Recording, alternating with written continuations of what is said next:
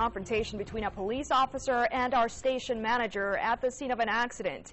We'll hear from you in a moment, but first, Adrian Alvarez is live in the Satellite Center after talking one-on-one with our boss about what happened.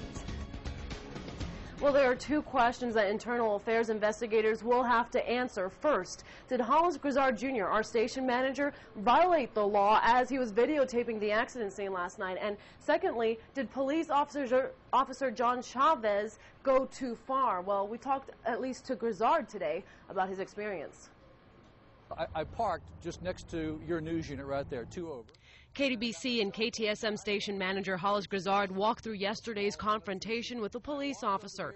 That led to this recording. I am out of the way. I am out of the way. Fine, on the sidewalk. You're welcome.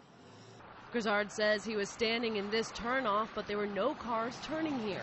He says as soon as Officer John Chavez told him to move, he did. Of course, the story doesn't end there. Sir, this is a juvenile. Why are you recording me? Because I'm with a news station. I'm with KTSM Channel 9. I understand, sir, but this is for the integrity of the victim. Why are you videotaping, sir? This is when Grizzard says the officer crossed the line and intimidated him. It's amazing how he somehow took it upon himself to censor what he wanted videotaped and not videotaped, and that's not his job. He doesn't have that power. We attempted to get a hold of Officer Chavez today through El Paso Police public information officers and at his home. No luck there. It's a situation that we're going to look into.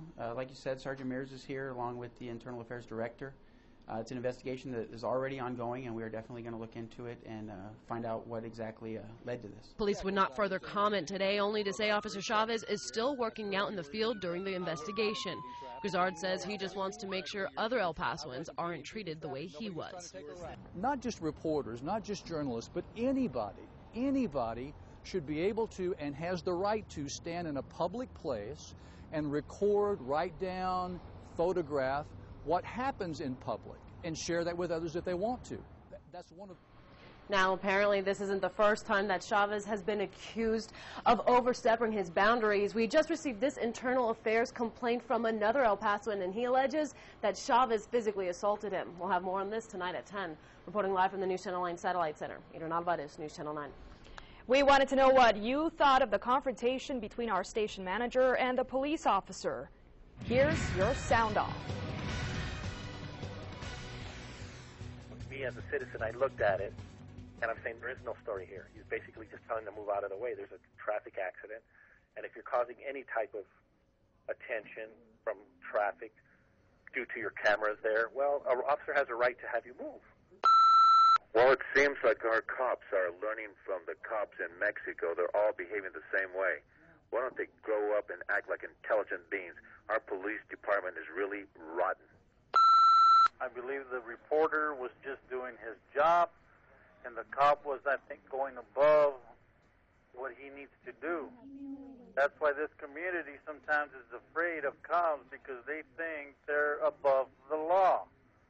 They need to change that attitude so we can all work as a team here.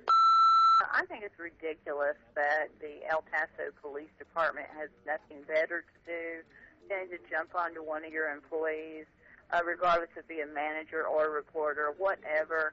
I just think it's ridiculous. If you'd like to comment on this story, log on to our website, ktsm.com, and click on this story.